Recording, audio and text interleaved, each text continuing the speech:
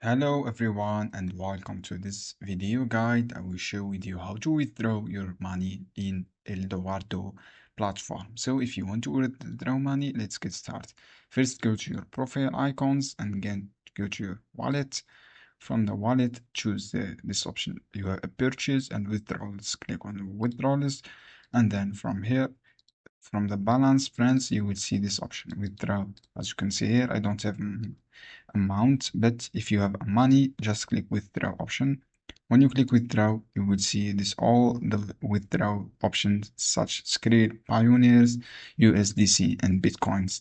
Just for example, you want to purchase through withdraw through Skrill, write your amount here, and then click your email of your Skrill, and then click submit. Click submit, and make sure the minimum withdrawal is $10.